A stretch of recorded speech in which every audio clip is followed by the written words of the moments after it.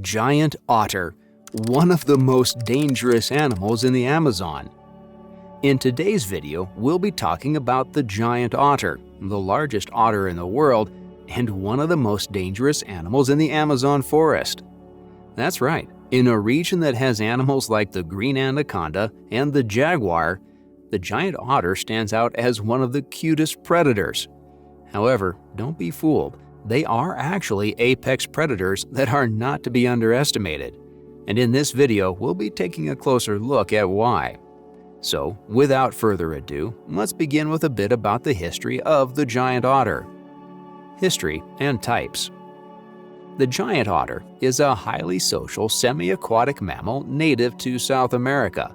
As we mentioned before, the giant otter is actually the largest otter species and is known for its striking appearance, playful behavior, and complex social structure. In terms of their living situation, giant otters are found in a range of countries across South America, primarily in the Amazon basin and other freshwater systems in the continent. They mainly inhabit areas such as rivers, lakes, and wetlands. It's safe to say that their distribution extends from Venezuela and Colombia in the north through the Amazon rainforest of Brazil, Peru, and Bolivia, and further down to parts of Paraguay and northern Argentina. If we talk about the giant otter's name, it's actually pretty self-explanatory. But did you know that the giant otter goes by several alternative names? In Brazil, it's referred to as aranha, a term stemming from the Tupi language, where aranha denotes water jaguar in Portuguese.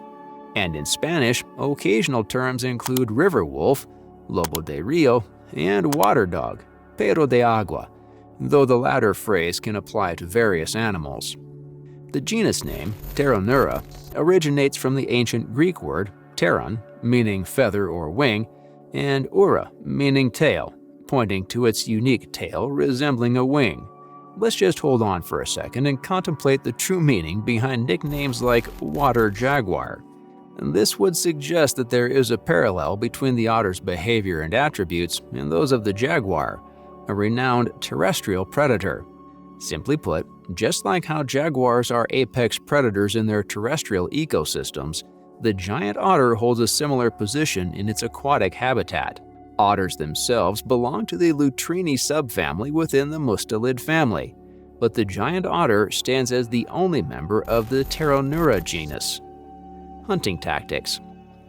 Moving on, let's talk about how these little giants came to be known as apex predators. The hunting tactics of the giant otter are a fascinating blend of cooperation, strategy, and adaptability. As the largest otter species, these creatures have evolved remarkable hunting techniques to secure their diet. Interestingly, giant otters are known for their strong social bonds, and this plays into their hunting behaviors as well. They often live in family groups consisting of several individuals, including adults and their offspring. This social structure is crucial for effective hunting as it allows for collective efforts in finding, herding, and catching prey. The group's coordinated actions provide advantages that individual hunters could not achieve alone. Here's an interesting fact for you. Did you know that before embarking on a hunt, giant otters engage in intricate vocalizations that are specific to their group? These vocalizations serve as communication tools to coordinate movement, alert group members to prey, and maintain social bonds. This vocal communication helps the otters work together more efficiently during hunts, preventing confusion and ensuring successful outcomes. As part of their group hunting strategies, giant otters often use a surround and conquer strategy when hunting fish in open water. They spread out in a semicircle formation, herding fish toward the shallower water where they have a better chance of capturing them. This tactic requires precise timing and coordination among group members and goes to show how well developed the giant otter's hunting is, since you'd normally expect this type of behavior from humans. Also, when hunting in more densely vegetated areas, giant otters employ an ambush and chase technique. They hide in vegetation near the water's edge and wait for fish to come close. Once a suitable target is within range, the otters burst out of hiding and give chase, utilizing their powerful swimming abilities to catch the fish. In calmer waters, giant otters use a stealthier approach. They remain still near the surface, observing the fish's movements. Once they've identified a fish, they make a swift and accurate move to catch it, taking advantage of their agile bodies and strong jaws. Physical adaptations. The giant otter has a myriad of physical adaptations that help it in its hunting. Let's quickly go over some of them, shall we? Number 1. Size. In terms of the giant otter's body, they have a streamlined and elongated shape that reduces water resistance and facilitates swift movement. Their bodies can reach lengths of up to 6 feet, 1.8 meters, with their tail accounting for about a third of their total length. This elongated body design helps them glide smoothly through the water, minimizing drag. Number 2. Webbed feet. Webbed feet are essential for the giant otter's efficient propulsion in the water. The giant otter's webbed toes provide a large surface area to push against the water, enabling powerful swimming strokes. These adaptations allow them to quickly change direction, navigate obstacles, and pursue prey with agility at high speeds. Number 3. Powerful tail. Their tails, which are muscular and well-developed, serve as both rudders and propellers. Giant otters use their tails to steer, stabilize, and generate forward motion. Their tails are also crucial for quick turns, sudden dives, and other rapid maneuvers. On average, giant otters can swim at speeds of around 7 to 9 miles per hour, 11 to 14 kilometers per hour, when moving steadily through the water, and even faster if they're in pursuit of prey. Number 4. Dense fur and insulation. Surprisingly, giant otters have incredibly dense fur.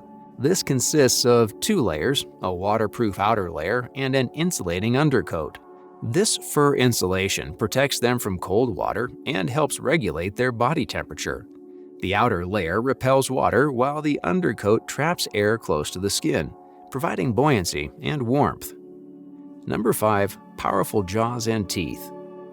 When it comes to the giant otter's main weapon, their strong jaws and sharp teeth are well adapted for capturing and holding on to slippery prey like fish. The giant otter's powerful bite allows it to effectively grasp and control its catch, even in fast-moving water. What's interesting is that their teeth are specialized for gripping rather than chewing, as they tend to consume prey whole or in larger chunks. Number 6. Sensitive whiskers. Finally, giant otters have pretty sensitive whiskers, known as vibrissae, on their face. These whiskers are equipped with special nerve endings that detect vibrations and movements in the water. This helps them locate prey, navigate in low visibility conditions, and interact with their environment. Think of it as their own personal sonar. Role. Next up, let's talk about the role that the giant otter plays in the Amazon.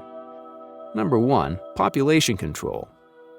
As apex predators, the giant otter helps regulate the populations of their prey species, particularly fish. By preying on a variety of fish species, they prevent any one species from becoming overly abundant.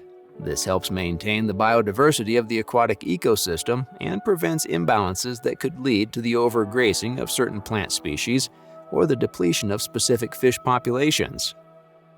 Number 2. Indicator of ecosystem health.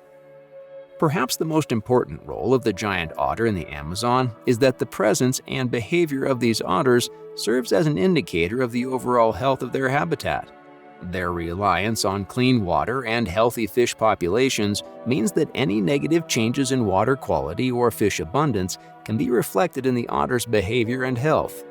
Monitoring giant otter populations can actually provide early warnings of potential environmental issues or pollutants that could affect the entire ecosystem. Number 3. Trophic cascade effects. As we've mentioned before with other keystone species, the activities of giant otters can trigger a trophic cascade, which is a chain reaction of ecological interactions that affect multiple levels of the food chain. When otters prey on fish, they influence the abundance of these fish species. This in turn can impact the type and quantities of aquatic vegetation consumed by fish. Changes in vegetation can then affect the invertebrates and insects that rely on these plants. potentially altering the entire aquatic ecosystem. Number 4. Habitat engineering. Giant otters can also have a physical impact on their environment. Their construction of dens and burrows along riverbanks can reshape local landscapes, creating sheltered areas that benefit other species, such as birds, fish, and amphibians. These habitats may also offer protection to fish eggs and juvenile fish from predators, contributing to the overall productivity of the ecosystem. Number 5. Tourism and conservation. Giant otters are iconic animals, but also there are only about 1,500 of them alive in the wild. This means that they are hyper-endangered and attract ecotourism, contributing to local economies and raising awareness about the importance of preserving their habitats. The economic value of ecotourism can in turn incentivize conservation efforts, helping to protect not only giant otters, but also their entire ecosystems. Honey badger, the most fearless animal on Earth. Have you heard about the marvelous honey badger? The terror of the savannah and the craziest animal on Earth? Of course, at this point, you probably know that honey badger is a badass, and it fears no one. But the full story of this fantastic animal is much more complicated. This is WildFacts, and today we will look at every aspect of the life of the mysterious, dauntless, and absolutely mad fella called honey badger. We will learn about its habitat, its relationship with other members of the animal kingdom, and what is so special about it. So if you dare to unveil the cover of the secret life of honey badger, let's get started. Where did this fearless little creature come from? The Latin name of the honey badger, or ratel, is Viverra capensis, and our dear friend is the only member of its genus, Mellivora. In every aspect of its life, the honey badger would like to be different and unique. That's why it is biologically closer to weasels than other badgers. What a little rebel. The first known ancestors of ratels are dated back to 7 million years ago. The most recent discovery of the whole new species of honey badger's relatives, called Mellivora benfieldi, was made in 1978 and described in 2020. But the little honey badger we know and love today appeared on the evolution arena only somewhere between 5.4 and 2.3 million years ago. Hence, they witnessed the whole human history in front of their fearless eyes. Although all honey badgers are one species, these charming animals couldn't handle being all look alike. Nowadays, scientists determine 12 subspecies of honey badgers that mostly differ in size and color of the spine line, some of which can even be albino, but they are all one family, so they all love each other. Dear honey badger, or where does it live? Our little friends love warmer climates and mainly live in the western part of Asia, sub-Saharan Africa, and the Indian Peninsula. Although they love warm places where honey badgers can find an abundance of their favorite food, they actually can and live in various areas. They successfully adapt to surviving in forests and high cold mountains, so it is safe to say that if the little ratel wants to live somewhere, it will do it. These animals make their own homes, and almost anything can do the job. It can use old hollow trees, rock crevices, and even other animals' burrows to make a shelter. It all depends on the animal's personal trait. But if a little honey badger can't find something fitting its high standards, our fellow will dig his own burrow with its masterful hands with great claws. Usually this burrow is pretty deep and long. Honey badgers can create a tunnel that is up to 5 feet, 1.5 meters deep, and about 9 feet, 3 meters long. This tunnel ends with a nice room where our friend can sleep and rest. Ratels are loners and live on their own in these burrows. Only occasionally a couple of males can create a group for protection. However, most of the time, honey badgers enjoy the single life of bachelors and bachelorettes. I bet these rooms for one and burrows look pretty nice, and if not, I wouldn't dare to tell it to a honey badger. The honey badger's impeccable appearance. Most ratels rock incredibly thick and sparse black fur only, with one splash of color on its spine, stylish white line. As I mentioned, this line can be thinner or thicker depending on the subspecies, but one of them, MC cateni, doesn't have this line at all, and it is completely black. Honey badgers are the biggest terrestrial mustelids in Africa, and they surely are proud of this title. In Asia, Rattels lose their special place to hog badgers, unfortunately. All honey badgers are long, with strong short legs with remarkable claws. On average, an adult male honey badger will weigh somewhere between 14 to 35 pounds, 6.4 to 16 kilograms, depending on the subspecies, with an average weight of about 20 pounds, 9 kilograms. As for females, despite really similar size to males, they are lighter and usually weigh from 11 to 22 pounds, 5 to 10 kilograms. The smallest of them is the Indian badger, MC indica. Honey badgers are stocky animals, and on average, an adult rattel will be only about 11 inches tall in shoulder height, and its length varies drastically from 25 to 44 inches, 63.5 to 111.7 centimeters, with a tail depending on subspecies. Superpowers of the rattel. So let's move to the most exciting stuff, the superpowers this small animal possesses. The first will be its incredibly loose skin that can move freely and can make the rattel's enemy's life absolutely miserable. The thickness of skin varies on the animal's body, and on the neck, it reaches 1/4 of an inch, 6 millimeters, and biting through it is really hard for animals that depend on this kind of attack. The second superpower of this awesome animal is that it can handle snake's poison really well, and it usually only knocks out a little guy and rarely kills it. And the bite itself happens pretty rarely too, because it is not so easy for a snake to bite in the thick rattel's skin. The third superpower of this amazing fella is the ability to create a very smelly spray during a fight that disorients an attacker. This method is very similar to the skunk's protective smelly substance, and it gives a honey badger plenty of time to fight back. And the last thing is not exactly a superpower, but it is still cool. I refer here to their incredible survival abilities. Honey badgers are really adaptable, and they can swim, climb on the trees, and even make little holes to gather rainwater when needed. That's absolutely a brilliant little survivor. What's on honey badger's plate? Rattels are primarily carnivores, and they prey on all kinds of animals to fill up their bellies. They usually prefer mice, insects, snakes, birds, and turtles. Their small teeth are strong enough to crush turtle shells, which is too much even for crocodiles. Unlike other mustelids, rattels eat much more meat, but they still occasionally love to bite into fruit, berries, or roots.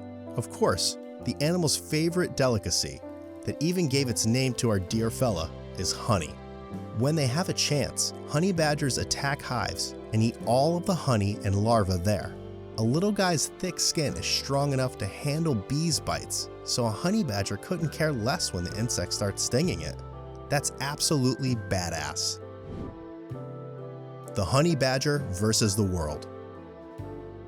This animal got numerous gifts from nature, and they make it absolutely fearless. Even the Guinness Book of World Records recognizes that. In the wilderness, such an animal like the honey badger should have many predators happy to kill and eat, right? Well, wrong, because most of the time, other carnivores try not to fight this crazy fella, because it is very hard to handle it. We have documented cases when rattels attacked crocodiles, cows, bulls, and even lions, and most of the time, our much smaller friend comes as a winner in these battles.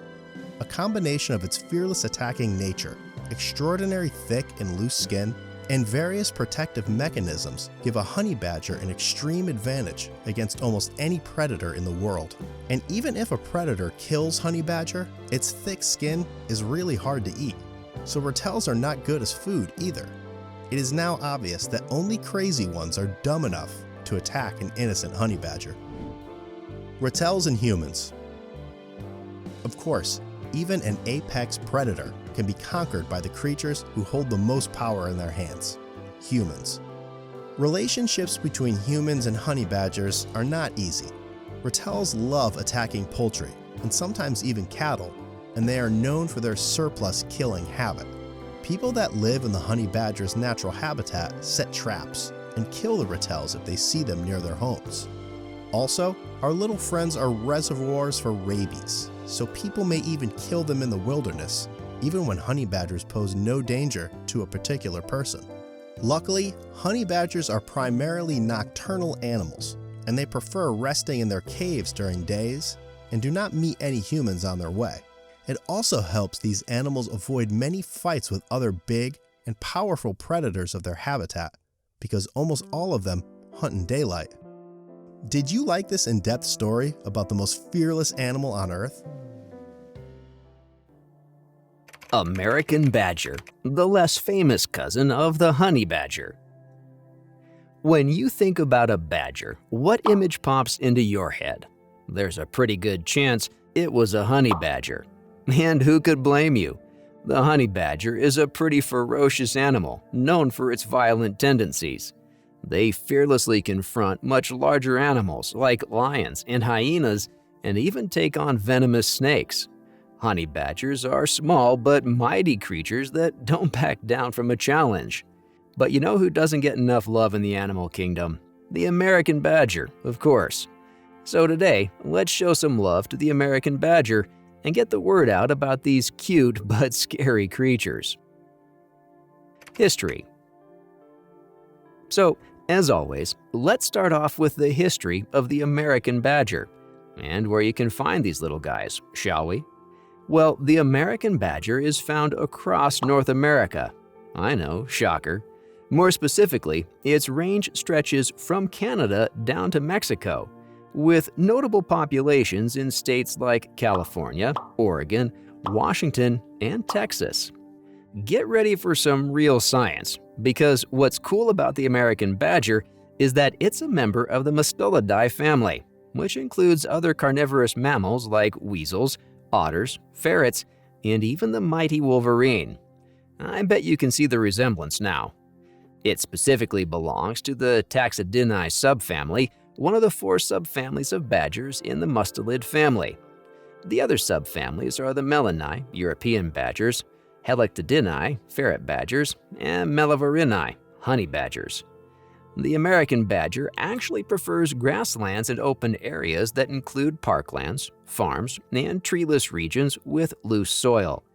They can also be found in forest glades, meadows, marshes, brushy areas, hot deserts, and mountain meadows.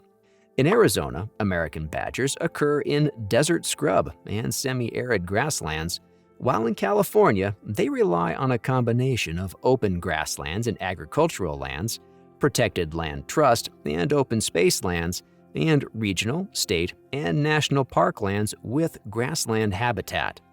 The American badger's use of home range varies depending on the season and sex. Different areas within their home range are utilized more frequently at different times, often corresponding to the availability of prey. What this means is male badgers generally have larger home ranges than females. Studies have shown that their annual home range can span an average of 2,100 acres, 850 hectares, with specific ranges for individual badgers varying throughout the year. Here's a fun fact. The density of American badgers in certain areas has been estimated to be 1 per square mile, 2.6 square kilometers. When it comes to cover requirements, American badgers need shelter for sleeping, protection from the weather, concealment, and natal denning, which means housing their babies. What's cool, but kind of depressing, is that they typically enlarge existing burrows of prey animals like gophers or other mammals. Their dens range from about 4 to 10 feet in depth and 4 to 6 feet in width.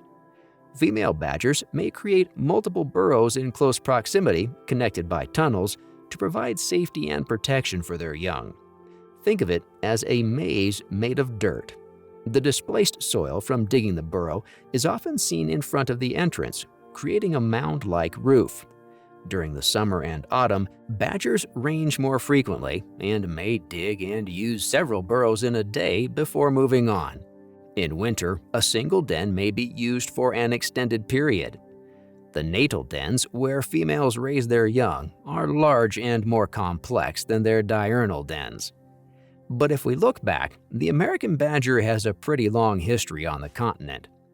While Native American tribes were familiar with these creatures long before European settlers arrived, the first scientific description of the species occurred in 1792 by a naturalist named George Ord. And when it comes to family ties, the American badger's closest relative is the ancient Chamatotaxis. The American badger is basically the original in the Mustelidae family because it's actually the most ancient species. It split from the rest of the Mustelidae around 18 million years ago, right after the mustelids broke off from the procyonids about 29 million years ago. And since then, these little guys have lived in the shadow of their honey cousins. Pretty tragic. Description. Moving on, let us paint you a picture of the American badger's look, so if you ever run across one in the wild, you won't confuse it with the honey badger. Well, the American badger sadly shares many common physical traits with other badger species. They have a stocky and low-slung body shape with short, powerful legs. The American badger's actual appearance is characterized by a grizzled coat of coarse hair or fur. The coat combines shades of brown, black, and white, creating a mixed brown-tan appearance. This coloration provides effective camouflage in their grassland habitats. The badger's face has a distinctive pattern, with black and white markings. Cheeks often bear brown or blackish badges, and a white stripe extends from the nose all the way to the base of the head. In the T.T. berlandieri subspecies, this white head stripe continues along the entire length of the body, reaching the base of the tail. However, all of this aside, one of the most distinctive features of the American badger is its enormous foreclaws, which can grow up to 5 centimeters, 2 inches in length.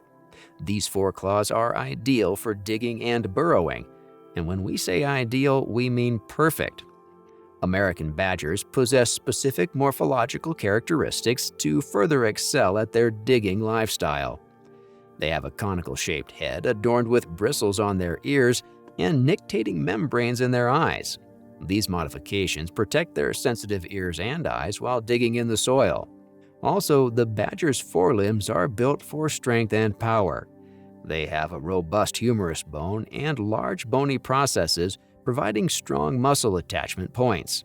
Specialized bones, such as the radius and metacarpals, contribute to the mechanical advantage of their forelimbs. In terms of size, male American badgers are slightly larger than females. On average, they measure between 60 and 75 centimeters in length. Female badgers typically weigh around 6.3 to 7.2 kilograms, 14 to 16 pounds, while males can reach weights of up to 8.6 kilograms, 19 pounds. However, some northern subspecies like T.T. jeffersoni can be even heavier than their southern counterparts. During the fall season, when food is abundant, adult male badgers can bulk up and reach weights of 11.5 to 15 kilograms, 25 to 33 pounds. Isn't that crazy? Try to imagine a 15-kilogram badger. Diet. As we mentioned before, the American badger is a carnivore specialized in digging and is well adapted for a fossorial lifestyle. Their diet clearly reflects their lifestyle. It primarily consists of various small animals, including pocket gophers, ground squirrels, moles, marmots, prairie dogs, pika, wood rats, kangaroo rats, deer mice, and voles. They are skilled at digging to pursue their prey into their underground dens and are even known to plug tunnel entrances with objects. One notable aspect of the American badger's diet is its predation on snakes, particularly rattlesnakes. In fact, they are considered the most significant predator of snakes in regions like South Dakota.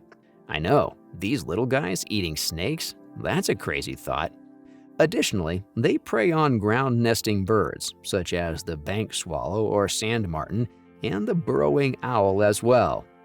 And they also consume lizards, amphibians, carrion, fish, skunks, including Mephitis and Spilogale species, insects, including bees and honeycomb, and even certain plant foods like corn, peas, green beans, mushrooms, and sunflower seeds. What we're trying to say is that the American badger basically eats any and everything. Behavior. Finally, let's talk about what makes the American badger stand out from the rest. The American badger is known for its aggressive behavior and fearless nature. Despite its small size, it doesn't hesitate to confront large predators when threatened. With fierce determination, it will stand its ground, ready to defend itself with its arsenal of sharp claws, powerful jaws, and strong forelimbs. Its tenacity and fearlessness make it a formidable opponent in any confrontation. But that doesn't mean that the American badger is an apex predator. In fact, it still faces threats from other species within its habitat. Predation on American badgers has been observed from golden eagles, coyotes, and bobcats. Occasionally, bears and gray wolves may also prey on them. However, a 2019 study revealed that cougars are the primary predators of adult badgers. Cougars hunt badgers more frequently than other carnivores, and there have been documented cases where badgers are among the main prey of radio-collared cougars.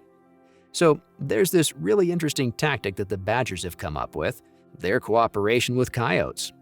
Typically, this partnership involves one badger and one coyote working together. However, studies have documented cases where two coyotes accompanied one badger, or even one badger collaborated with three coyotes. Researchers have found that this partnership benefits both predators.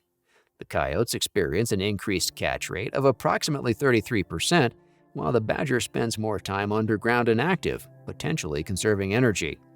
The success of this partnership can be attributed to the different hunting styles of the predators and how their prey responds to them. Ground squirrels, for instance, seek refuge in their burrows when faced with a coyote, but when confronted by a badger, they opt to flee above ground, relying on their speed to outpace the badger. By working together, the prey's vulnerability is heightened, resulting in a successful hunt for both predators. Now, did you ever think that a badger and a coyote could possibly work together? So, we hope this sheds some light on the lesser-known American badger who lives in its cousin's shadows. Kharza, the biggest marten on Earth. Ever wonder what's the biggest marten in the world? It's Kharza, also known as the yellow-throated marten. Kharza is an Asian marten species that's also the largest marten in the Old World. But before we head on to talk about these animals, let's talk first about martens. What are they anyway? Martens are weasel-like mammals known for their bushy tails, short legs, rounded ears, and huge paws with partially retractable claws. They are also slender and agile animals who have been developed to live in the taiga. Depending on the species, their fur, which is highly valued by fur traders, varies in color from yellowish to dark brown. These animals are found in some parts of the United States and Canada, as well as in the Old World, from Europe to the Russian Far East in the islands of Sumatra, Borneo, and Taiwan. Typically solitary, martens are forest-dwelling animals that can easily climb and feed on fruits, carrions, and animals. Some of the best-known species of martens include the American marten, pine marten, stone marten, Nilgiri marten, and the yellow-throated marten, or the Kharza, which we're going to be talking about in this video. So without further ado, let's begin. Thomas Pennant's History of the Quadrupeds, 1781, contains the first written description of the yellow-throated marten in the Western world, where it was given the name white-cheeked weasel. It is referred to as Mustela flavigula in Peter Bodert's Elenchus Animalium. A long time after Elenchus was published, numerous zoologists doubted the existence of Kharzas until Thomas Hardwick presented a skin to the Museum of the East India Company in 1824. Description: Kharza, as mentioned earlier, is the largest marten on Earth. It belongs to the family Mustelidae, which includes other animals such as weasels, otters, and badgers. Kharzas are distinguished for their brightly colored fur with a mixture of black, white, brown, and golden yellow. On their hindquarters, you'll notice that their color is browner, while their bellies and flanks are bright yellowish. They have a pure white chin and lower lips. Meanwhile, their chest and lower part of their throat has a bright orange-golden color. Contrary to the color on their chin and lower lips, the Kharza's tail is pure black, with the tip having a light violet wash shade.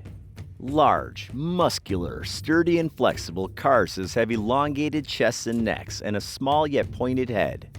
Their ears are large with rounded tips, while the soles of their feet are covered in rough fur. However, their foot pads are naked while their paws have few hairs.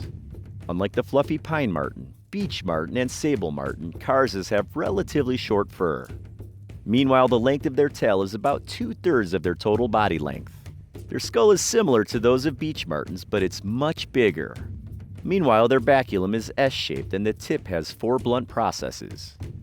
Typically, adult male Kharzas grow from 50 to 71.9 centimeters in length, with a weight ranging from 2.5 to 5.7 kilograms. On the other hand, females are smaller at about 50 to 62 centimeters in length. Meanwhile, their weight ranges from 1.2 to 3.8 kilograms. Despite these numbers, Kharzas are actually large compared to other species of martens.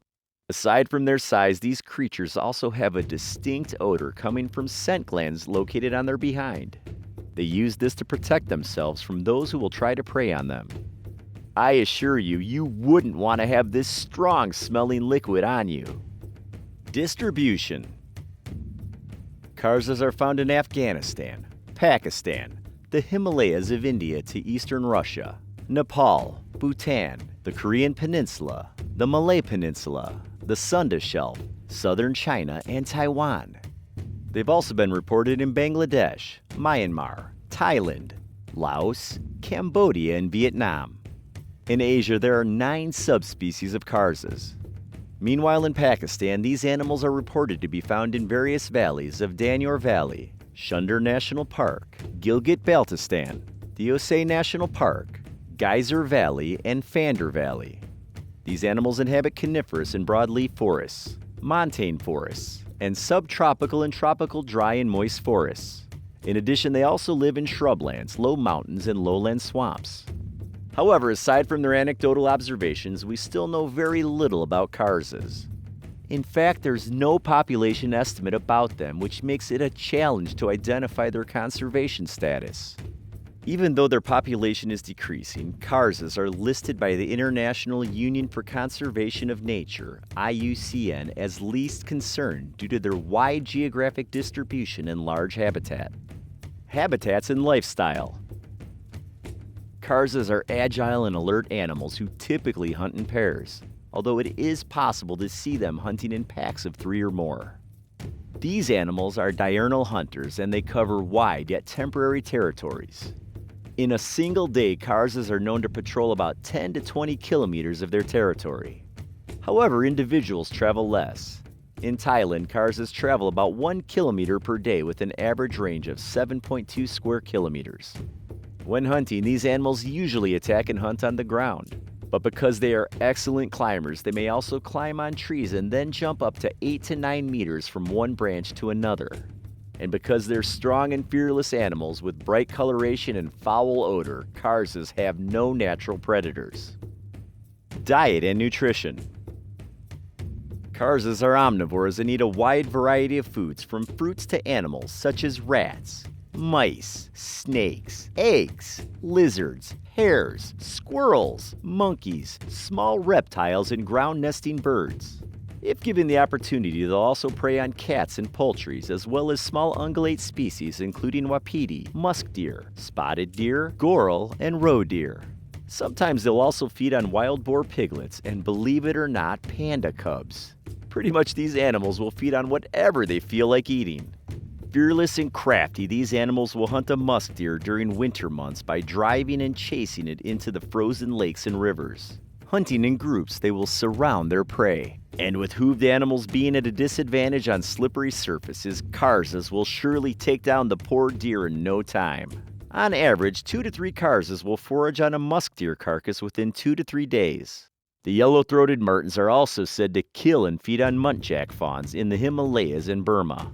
Meanwhile, in locations where they are sympatric with tigers, these creatures will trail the latter and feed on their hunts. Unlike other species of martens, Kharzas do not eat carrion. In locations where the climate is warm, they mostly feed on fruits and lizards. Another thing that makes them different from other martens is their love for fruits. In fact, these animals will choose fruits over vertebrates. For example, in an area where both rodents and fruits are available, they will choose to eat the latter. Their preference for fruits is not found in other species of martens. As top-level predators, Kharzas help in controlling the populations of deer and other animals they feed on. And as mentioned, since they also eat fruits and berries, Kharzas greatly contribute to dispersing seeds throughout the forests where they live. Furthermore, Kharzas are reported to be fond of honey and are seen eating bees at the entrance of bee nests. Although Kharzas have no natural predators, there have been found remains of individuals in the stomachs of Siberian tigers, as well as Asian black bears. Mating and reproduction.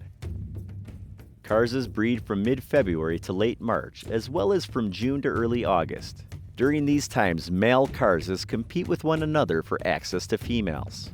Meanwhile, females undergo delayed implantation. Once she mates with the male, it doesn't necessarily mean that she'll become pregnant. Instead, she'll only be pregnant if the environmental conditions are optimal. Usually, females produce 2 to 3 kits per litter, and although rare, it is possible for them to have 4 to 5 kits in a litter. Typically, the gestation period lasts from 220 to 290 days. There is limited information about the lifespan of Kharzas. In captivity, one Kharza lived for 16 years. And there you have it, all the things you need to know about the Kharza or the yellow-throated marten. I hope that by now you have a clearer and better understanding of these fearless predators of the Himalayas. Wolverine, the most ferocious animal in the world. If you think of ferocious animals, it's most likely that carnivores like lions, crocodiles, and wolves come to mind first. After all, they're the apex predators of their habitat, sitting at the very top of their food chains. However, the aggression of these species is nothing compared to one animal that's much smaller but much more fierce. This is WildFacts, and today we will tell you the story of the Wolverine, the most ferocious animal in the world. We're going to cover everything from its appearance and diet to cases of it attacking wolves and bears. Before we start, consider subscribing to our channel and clicking the notification bell so you're the first one to see our new video. Wolverine 101. The wolverine belongs to the mustelid family, which consists of predatory mammals like otters, ferrets, and minks. However, the wolverine is the largest land mustelid, growing up to 66 pounds or 30 kilograms in weight, 41 inches or 104 centimeters in length without the tail, and stands at 18 inches or 45 centimeters at shoulder height. It also has a 10-inch, 25 centimeter tail, without which its general appearance is reminiscent of a small bear. Thick fur helps the wolverine remain warm even in colder temperatures it inhabits, like tundras and taigas in Alaska, Canada, and northern Europe. This animal also has huge paws and claws that evolved to traverse the snowy landscape. As it lives across 2 continents, there are 2 subspecies, the American wolverine and the Eurasian wolverine. Some scientists argue that there are 3 subspecies in Eurasia and 4 in North America, but most research rejects such theories. Regardless of that, the subspecies don't differ much, albeit the Eurasian wolverine is slightly bigger, especially those individuals living in Siberia. Some Russian texts list the wolverine exceeding 70 pounds or 32 kilograms.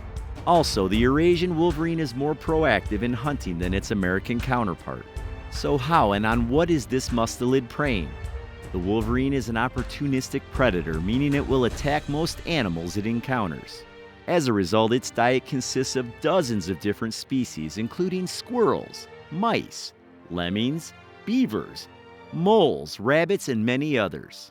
The wolverine even occasionally preys on other predators like coyotes, lynx, foxes, and wolf pups. Also, this species isn't afraid of taking on much bigger animals than itself, including deer, moose, and bison. When there isn't any prey around, the wolverine also indulges in plants and berries. Finally, this mustelid is also a scavenger, feeding on dead bodies of animals. It has a very high metabolism, which means that they require a lot of calories to survive. While a wolf can chill for a couple of days after a full meal, the wolverine will start preying hours after eating. Living in scarce tundras and taigas means the animal density is low, making the wolverines travel long distances in search of food, up to 40 miles or 64 kilometers per day. As a result, if the hunt was successful and there's more food than it can eat at the moment, the wolverine stores it and comes back to eat it later. Because it lives in subarctic climates, the food doesn't spoil and remains good to eat for a long period of time. It also means that the wolverines have to bite through frozen meat and bone, which is made possible by a bite force of 50 psi and uniquely placed molar teeth that are turned at a 90-degree angle. The wolverine is unlike any other mustelid and is unmatched in strength and ferocity in its family. Such features were first written down by Ernest Thompson Seton, who was considered one of the grandfathers of Boy Scouts. Picture a weasel, that little demon of destruction, that small atom of insensate courage, that symbol of slaughter, sleeplessness, and tireless incredible activity. Picture that scrap of demonic fury, multiply that might some 50 times, and you have the likeness of a wolverine. So, is the wolverine that ferocious? As we've said, it's known to feed on large animals like bison, which have an average weight of 3,500 pounds or 1,600 kilograms. That's 60 times heavier than the wolverine. While that's incredibly impressive, bison are herbivores that haven't evolved to protect themselves from such predators as the wolverine. So is the wolverine that fierce? Well, there's a documented case of the wolverine attempting to steal a black bear's dinner in Yellowstone National Park. Now, this species weighs about 10 times more than the wolverine and is much more imposing than a timid bison, so it was one ballsy wolverine to challenge the bear. However, that time the wolverine bit off more than it could chew and met its end soon after. There are also myths of the wolverine successfully taking down an adult wolf, but no such stories are confirmed. That doesn't mean that the wolverine is afraid of wolves. Actually, it's quite the opposite, as scientists have found out that wolverines prefer areas inhabited by wolves over those where they are absent. So while you shouldn't believe random anecdotes on the web about wolverines jumping into a pack of wolves and taking care of it on its own, the wolverine still deserves to be called the most ferocious and fearless animal in the world. What makes this species a little less intimidating is the fact that it's a solitary animal. Compared to wolves that live in packs ranging from 2 to 10 individuals, the wolverines only get together during mating season starting in May and lasting until August. The males are polygamous, with some Chad wolverines reproducing with several females, while other males don't get to continue their lineage and are left without a partner. Wolverine females give birth in the spring up to 3 youngs that are called kits. They are weaned for a couple of months before separating from their mothers and starting their own lives. Kits grow up quickly and reach their full size in about a year, but maturity comes later. Females are capable of reproducing at about 15 months of age, while boys mature slower and reach maturity at 2 years of age. However, many kits don't survive infancy due to scarcity of food and predation from predators, including other wolverines. It makes raising offspring a really risky decision, which results in about half of the females and 1 in 5 males reproducing per year. Luckily, low reproduction rates don't make wolverines endangered species, and they're listed as least concern by International Union for Conservation of Nature. One of the reasons wolverines aren't endangered is their enormous distribution. As you already know, they're found in both North America and Eurasia, but they also have huge home ranges. The territory of a single male can be as large as 580 square miles or 1,500 square kilometers, and Eurasian wolverines tend to have bigger territories than American brothers. Now is a good time to ask, how did it even come to inhabit 2 separate continents separated by vast oceans? The answer is pretty straightforward and similar to the one we gave in How Did the Bears Get to America video. Briefly, the ancestors of modern wolverines evolved in Eurasia, and some of them migrated to Alaska through the Bering Land Bridge connecting easternmost Russia and Alaska. It had formed during the last ice age about 125,000 years ago and was over 620 miles or 100 kilometers wide. Some genetic studies argue that the American wolverine subspecies populated the continent from a single lineage of migrating ancestors. But what kind of animal was that ancestor? Due to the lack of fossils, there isn't a scientific census, but some scientists think that it belonged to an extinct genus called Plesiogulo. It consisted of carnivorous mustelids much larger than their modern descendants, including the wolverine. The genus first appeared in the Americas and migrated to Asia about 7 million years ago. Then it dispersed through the continent, reaching Europe and even Africa. Unfortunately, fossils don't tell much more about the recent ancestor species of the wolverine. All that we can hope for is that they weren't any more ferocious than the modern wolverines. Just imagine being an early human who had to face an animal which is basically a much larger wolverine that's looking for its next meal. The wolverine is so special that despite not being the biggest or having the strongest bite, it still evolved the most fierce temperament in the animal kingdom and is the most ferocious beast roaming the surface of our Earth.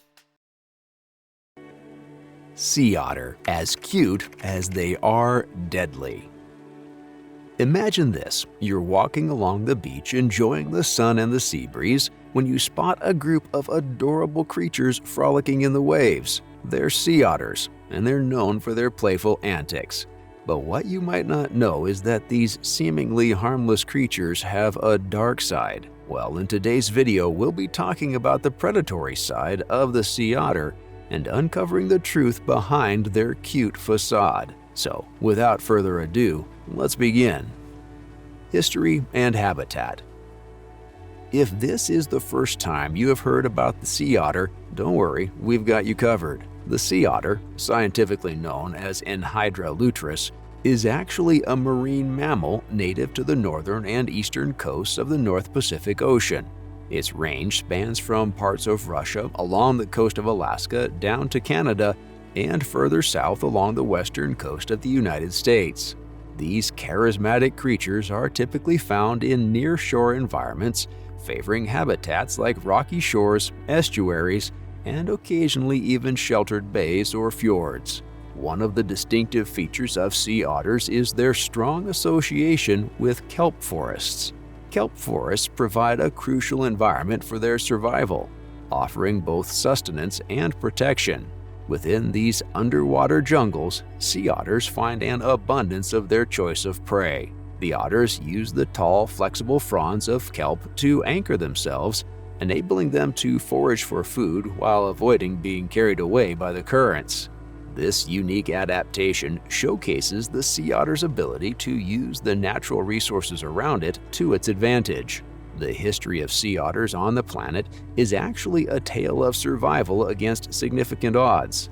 Once, they were widely distributed along the coastlines of the North Pacific, ranging from Japan in the west to Baja California in the east. However, the 18th and 19th centuries witnessed a tragic chapter in their history. The fur trade, driven by the high demand for sea otter pelts, led to widespread hunting. The dense fur of sea otters, which provided exceptional insulation in the frigid waters, made them highly sought after in the fur industry. This unrelenting exploitation resulted in a devastating decline in sea otter populations. By the early 20th century, sea otters were presumed extinct in many areas of their former range. However, conservation efforts emerged to reverse this trajectory. The Marine Mammal Protection Act of 1972 in the United States was a landmark legislation that contributed significantly to the resurgence of sea otters along the West Coast. Life as a mustelid. The sea otter belongs to the family Mustelidae, a diverse group encompassing a variety of species. This family includes not only the 13 otter species, but also a range of terrestrial animals such as weasels, badgers, and minks.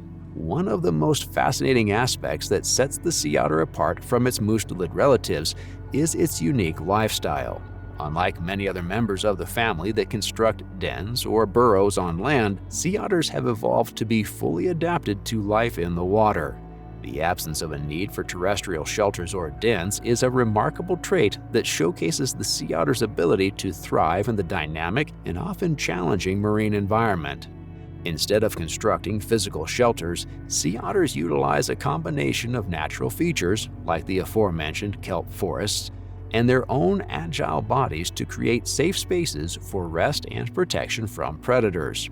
By wrapping themselves in the fronds of giant kelp or anchoring themselves to rocks, sea otters effectively create their own secure resting places in the midst of the ever-moving ocean. This specialization in an entirely aquatic existence has allowed sea otters to exploit a niche that few other members of the Mustelidae family have ventured into. It is actually a testament to the adaptability and resilience of this species, highlighting how evolutionary pressures have shaped them into highly efficient marine creatures.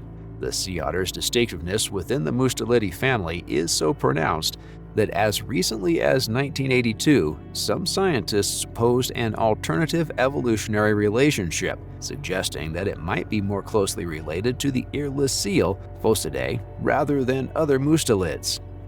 Appearance. Despite being one of the smallest marine mammal species, the sea otter holds the distinction of being the heaviest mustelid. Male sea otters typically weigh between 22 to 45 kilograms, 49 to 99 pounds, and measure close to 1.5 meters, 4 foot 11 inches in length. These dimensions are well suited for maneuvering in their coastal habitats, where agility and efficiency in the water are paramount. One of the most remarkable features of the sea otter is its fur. Unlike many other marine mammals, it lacks blubber, the thick layer of fat that provides insulation in cold waters. Instead, the sea otter relies on its exceptionally dense fur, which is considered the densest of any animal. With an astonishing 150,000 strands of hair per square centimeter, 970,000 per square inch, its fur acts as a highly effective barrier against the cold. This remarkable fur consists of long, waterproof guard hairs that protect a layer of shorter, insulating underfur. The sea otter's physical adaptations extend beyond its fur. Its nostrils and small ears are equipped with the ability to seal shut, preventing the ingress of water while submerged. Its hind feet, critical for propulsion during swimming, are long, broadly flattened, and completely webbed. The fifth digit on each hind foot, while making walking on land somewhat challenging, is elongated to facilitate efficient swimming when the otter floats on its back. The tail is short, thick, slightly flattened, and muscular, aiding in steering and stability while swimming. Additionally, the otter's bones exhibit osteosclerosis, a condition where the bones become denser, reducing buoyancy. This adaptation aids in maintaining stability and control in the water. Weapons. The sea otter, like other predatory animals, has certain weapons to help it out on the hunt. One such adaptation is their sharp, retractable claws found on their front paws. These claws are versatile tools, primarily used for tasks like opening shellfish, grooming, and gripping onto slippery prey items. In addition to their claws, sea otters have a set of sharp, pointed teeth that play a crucial role in their feeding behavior. These teeth are well suited for chewing through the tough shells of their prey, such as sea urchins, clams, and crabs. Their dentition allows them to effectively access the nutritious contents within these hard-shelled organisms. Additionally, their teeth enable them to tear apart larger food items, facilitating the consumption of a diverse range of marine delicacies. Another impressive feature aiding sea otters in their foraging endeavors is their powerful jaws. These robust structures allow them to exert considerable force. The strength of their jaws combined with their sharp teeth gives them the ability to access the nutrient-rich portions of their prey, ensuring they can extract the maximum sustenance from each meal. Hunting process. In its chosen habitat, the sea otter employs its keen senses to first survey the area. With sharp eyesight, they scan the surroundings, identifying potential prey items. Additionally, the otter's sensitive whiskers play a critical role in this process, allowing them to detect subtle movements and vibrations in the water. Once a potential target has been identified, the sea otter approaches it with deliberate care. Moving through the water with precision, the otter aims to minimize any disruptions that might alert the prey to its presence. With the prey within striking distance, the sea otter makes its move. Employing a combination of dexterity and speed, the otter captures its target. For species with hard shells, such as sea urchins, the otter may use its sharp claws to pry open the protective covering. In cases where force is required, the otter's jaws and sharp teeth come into play, allowing it to crack open the shell. This efficient hunting technique ensures the sea otter can access the nutritious contents of its prey, maximizing the benefits of each successful hunt. The presence or absence of sea otters can trigger a trophic cascade. Without sea otters, sea urchin populations can surge, leading to overgrazing of kelp. This negatively impacts various species that rely on kelp forests for habitat, including fish, invertebrates, and even birds. In contrast, when sea otters are present and actively hunting sea urchins, kelp forests can thrive, providing shelter and food for a wide range of marine life. Marten, the closest relatives of wolverines. You've come to know by now that the wolverine is an apex predator in its ecosystem. This animal holds no regard for its own safety and bravely charges forward into battle against predators much larger than itself. But can the same be said for its closest relative, the marten? To answer that question, in today's video, we'll be talking about the marten and analyzing how it stands as an apex predator in its own right. History. Belonging to the subfamily Gulonini within the family Mustelidae, martens share their family with other carnivorous mammals, including weasels, otters, and badgers. The genus Martus emerged during the Miocene epoch, an epoch that spanned from approximately 23 to 5.3 million years ago. This places martens in a lineage that has persisted and evolved over a considerable period, shaping their characteristics to suit changing environmental conditions. The Gulonini subfamily, to which martens belong, is distinguished by their robust build and a preference for forested environments.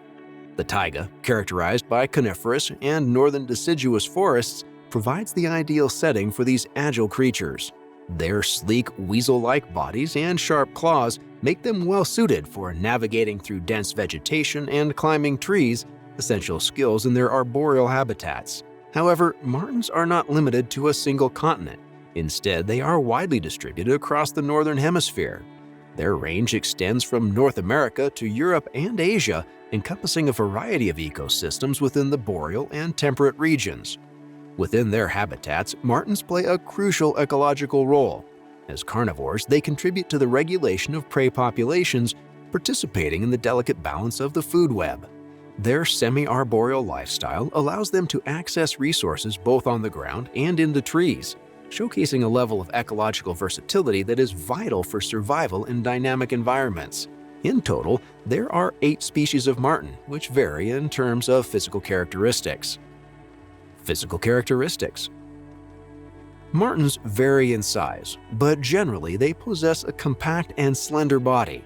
The length of a marten typically ranges from 50 to 85 centimeters, 1.7 to 2.8 feet, with the tail accounting for a significant portion of its overall length.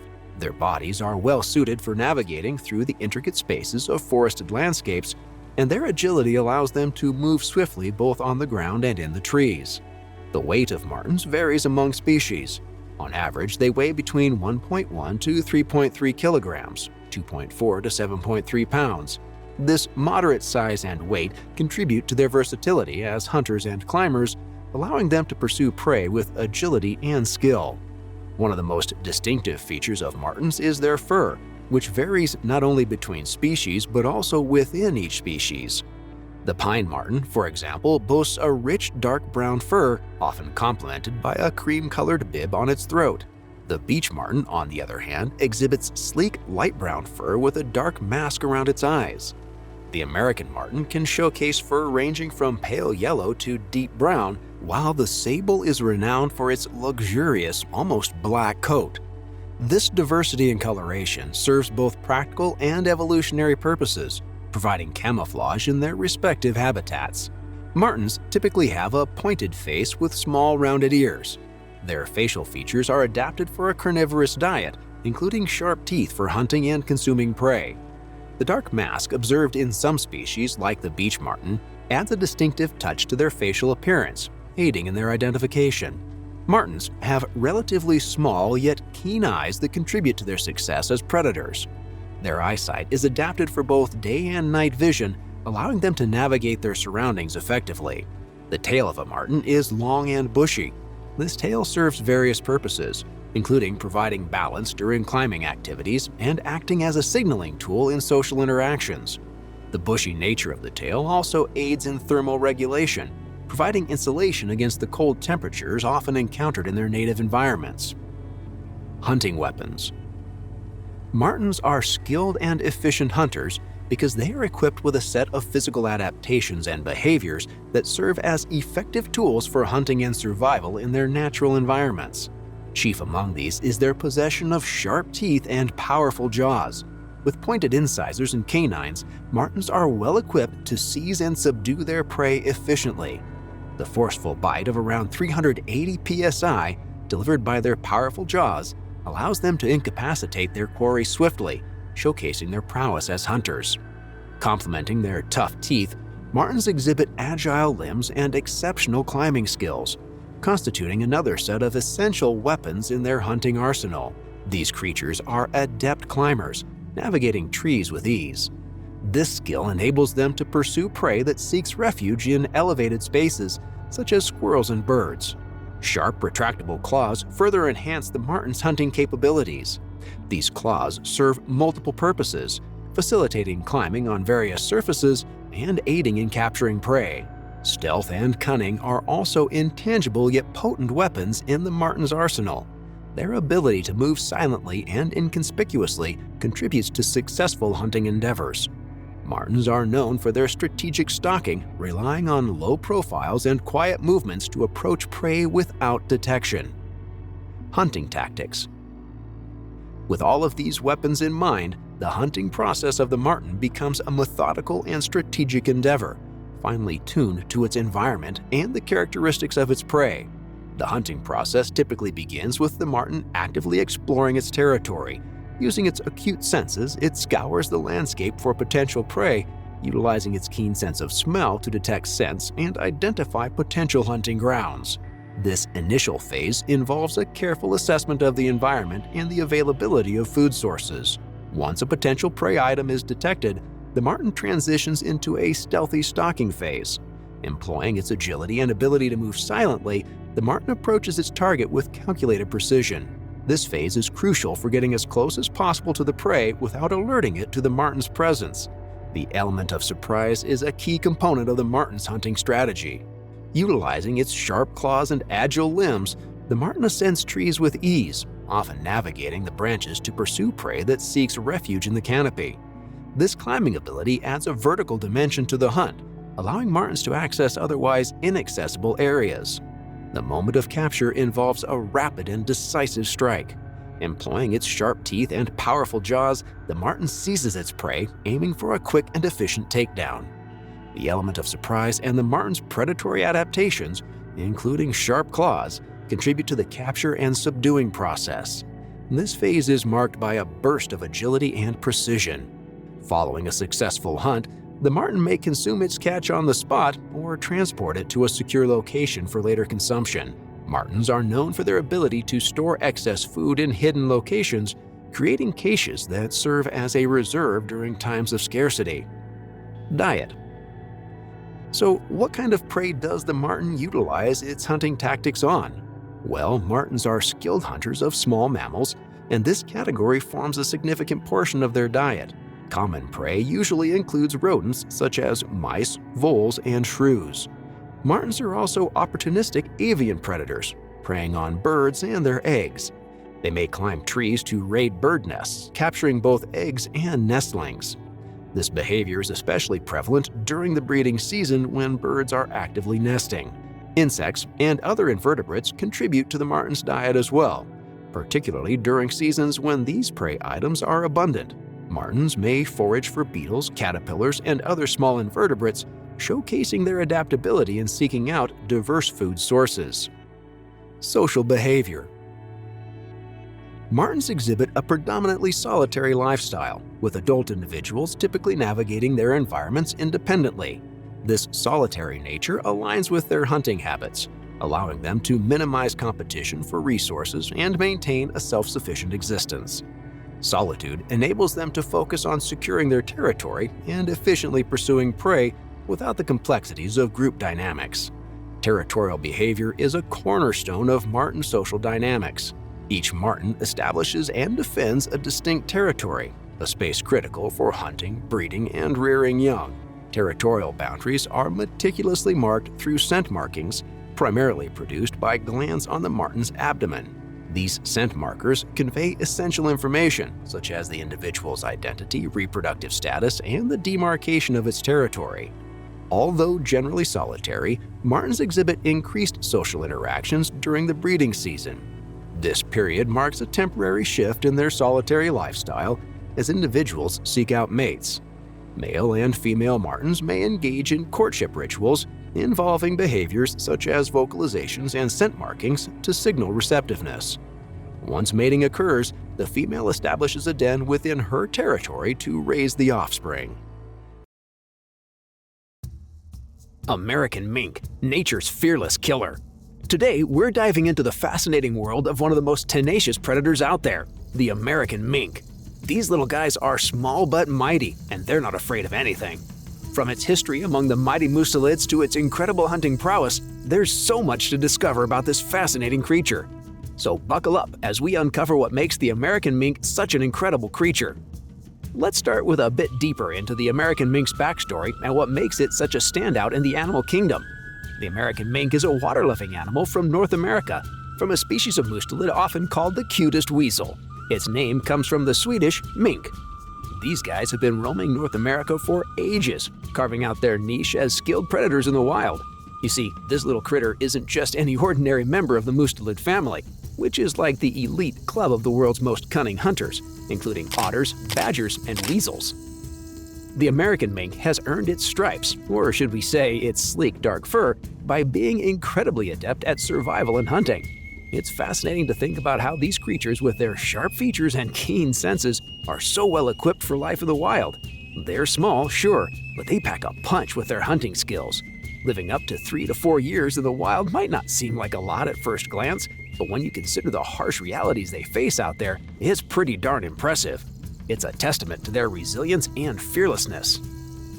Appearance and typical lifespan. When it comes to the American mink's appearance, this creature is quite the marvel of nature.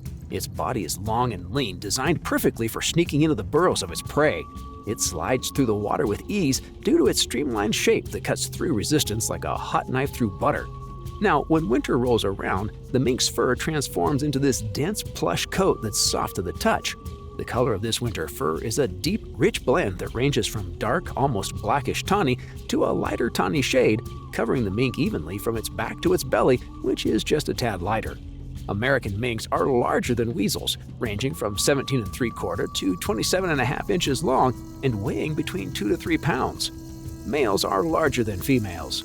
The guard hairs glisten in the light, ranging from dark tawny to nearly black along the spine, while the underfur has this wavy grayish-tawny hue with hints of blue peeking through. The tail? It's a shade darker than the body, sometimes tipping into pure black. And then there's that striking contrast, the chin and lower lip adorned in white. As the seasons change, so does the mink's coat. Summer brings a shorter, less dense, and somewhat duller fur compared to the lush winter coat.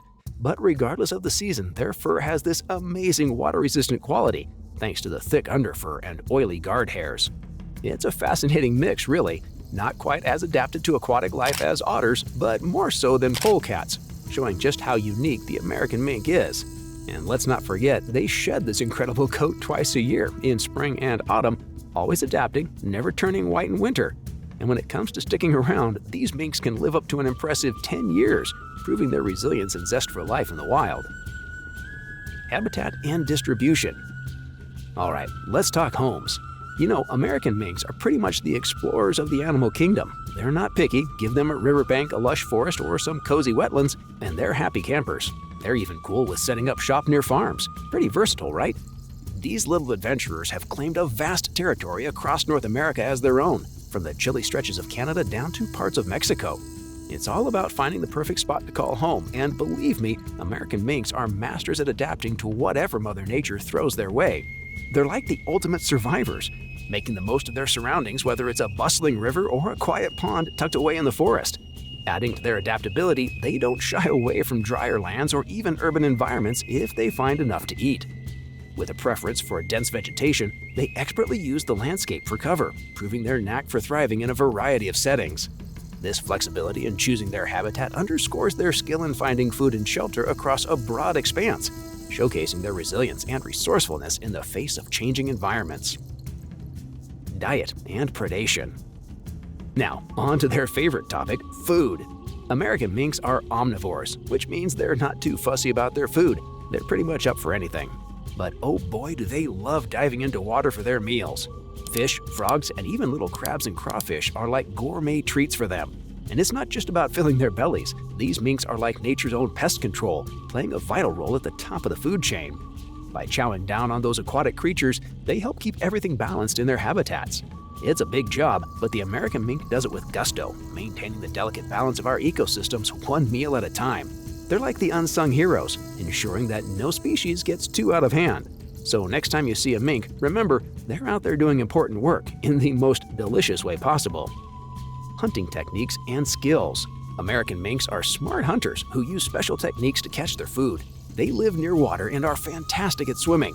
They can even dive underwater to grab fish and frogs. Minks have a great sense of smell and hearing, which helps them find their food easily, whether it's swimming in the water or hiding on land. They sneak up on their prey quietly and then quickly grab it. Minks also have a unique way of searching for food. They explore under rocks and dig into the ground to find hidden animals. This shows they are not just good at catching food in the water, but also on land. They adapt to different situations, making them successful hunters. Their ability to find food in many ways is what makes them so skilled and flexible. Behavior and lifestyle. Switching gears to how these minks live their day-to-day, it's all about the solo journey for them. Picture this, a mink claiming a stretch of the riverbank as its own, not keen on sharing. They're the definition of lone wolves, or should I say lone minks, preferring their own company over others. And when the sun goes down, that's their time to shine. Nighttime turns them into shadows, moving unseen and hunting with an almost eerie precision. It's all about stealth, using the darkness as a cloak to go about their business undetected. This solitary nocturnal life suits them just fine, keeping them mysterious and elusive, the masters of their domain. Mating habitat and population threat. American minks are not picky about their partners. Both boys and girls will mate with many others. Their mating season is from February in warmer places to April in colder areas. They carry their babies for about 40 to 75 days. The babies are born in late spring, usually between April and May, and there can be anywhere from 1 to 8 babies in a litter. The babies open their eyes at about 3.5 weeks old and stop drinking their mother's milk when they are 1.5 months old. They stay with their mom until autumn, then they leave to find their place. Young minks are ready to have babies of their own when they are about 10 months old. When it comes to threats to their lives, the biggest danger to minks is the fur trade. Right now, all Canadian provinces and 47 U.S. states allow mink trapping for a certain time each year, but the allowed time varies by place. Another big problem is losing their natural homes. Minks need places with water to live, and taking care of these watery areas helps keep mink populations healthy and thriving where they live. The essence of fearlessness. So, what's the secret behind the American mink's fearlessness? It's all about adaptability, intelligence, and that relentless drive to survive. These little creatures embody the true spirit of wild resilience, tackling challenges head-on and emerging victorious. From navigating diverse habitats to outsmarting predators, they fearlessly embrace every obstacle in their path, proving time and again why they're the ultimate survivors of the wilderness. Their unwavering determination and cunning instincts set them apart, making the American mink a true icon of courage in the animal kingdom. As we wrap up our journey into the world of the American mink, let's take a moment to appreciate the beauty and complexity of nature's predators. These cunning creatures are not just survivors, they're guardians of our ecosystems, balancing the delicate dance of life in the wild. Now it's our turn to step up and protect them for the future. Thank you for joining us on this incredible journey to get to know about wild animals. Until next time, continue to embrace the wonders of the natural world and join the mission to safeguard its precious inhabitants. Keep exploring and cherishing every moment of this wild journey.